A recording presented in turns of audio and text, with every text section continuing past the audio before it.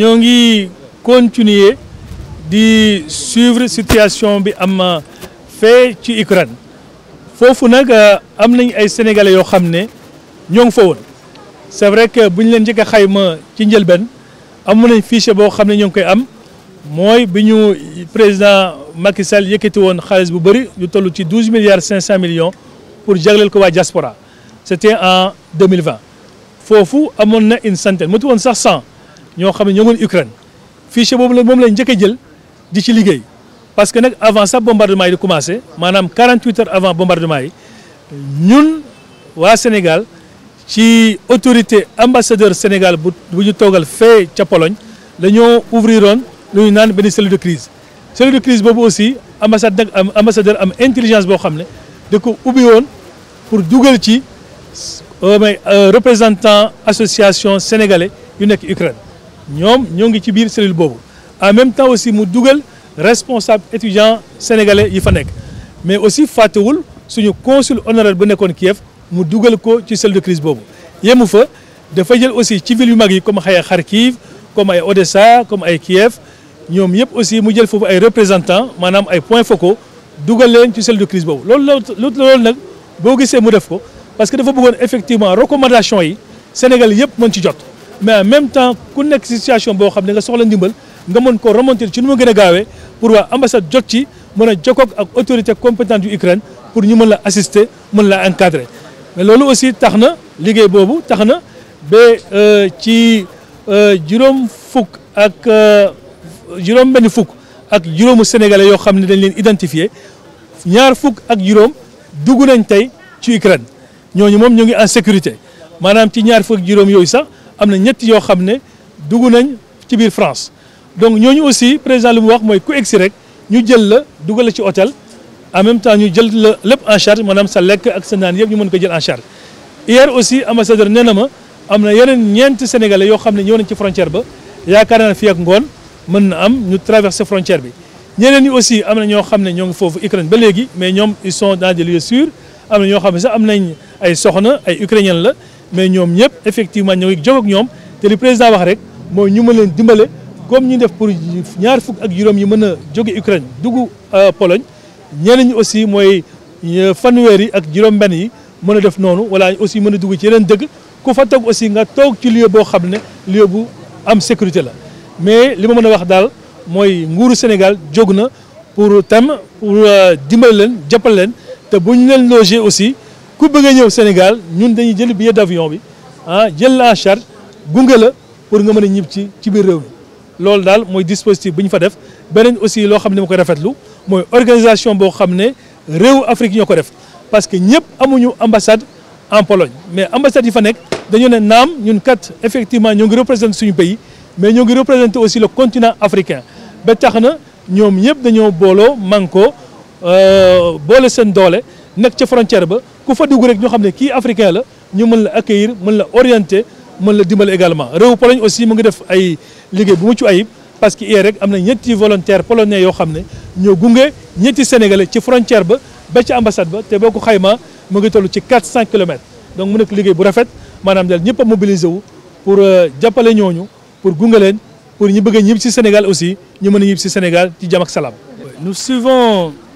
avec toute l'attention requise la situation de nos compatriotes en Ukraine. À la date d'aujourd'hui, je peux vous dire que nous avons 25 Sénégalais qui ont eu à traverser la frontière et qui ont été accueillis par notre ambassade à Varsovie. Et parmi ces 25 également, nous avons même 3 personnes qui sont actuellement en France. Et le reste est pris en charge et entièrement et sur instruction de son Excellence, Monsieur le Président Macky Sall, par notre ambassade à Varsovie. On nous a signalé également l'arrivée hier à la frontière de 4 autres Sénégalais. Peut-être d'ici ce soir, je pourrais avoir les remontées pour voir est-ce qu'ils ont pu traverser la frontière. Et donc, il y a ces 25 et ces 4 autres sur un fichier consolidé de 65 compatriotes qui étaient en Pologne. Au début, nous avons travaillé sur une base de données, sur un fichier initial qui faisait apparaître une centaine de Sénégalais. Ce fichier également, je tiens à préciser que nous l'avons eu grâce à l'aide Covid qui était d'un montant de 12 milliards 500 millions que le président de la République avait dégagé en 2020 pour aider, accompagner notre vaillante diaspora à faire face aux effets néfastes de la Covid-19. Donc ce fichier, il fallait le consolider. Et entre-temps, on avait noté qu'il y a des Sénégalais, bien avant même la guerre, qui ont quitté le pays. Et comme je l'ai dit, les 65 qui sont clairement identifiés et nous disposons les contacts, les 25 ont traversé la frontière, les 4 sont arrivés hier. Et parmi les autres aussi, il y a des Sénégalais qui ont des conjoints ukrainiens, mais nous sommes en contact avec eux. Les recommandations sont claires. C'est vraiment, si la situation permet à ce qu'ils puissent rallier la frontière, il faut le faire. Et si c'est pas, ou bien si c'est risqué également, faire en sorte au moins de se mettre en sécurité. Mais l'État du Sénégal est mobilisé et en Pologne et également au niveau de la portion centrale. Les instructions sont claires, c'est assister, c'est accompagner, c'est prendre en charge et c'est rapatrier si vraiment il y a des candidats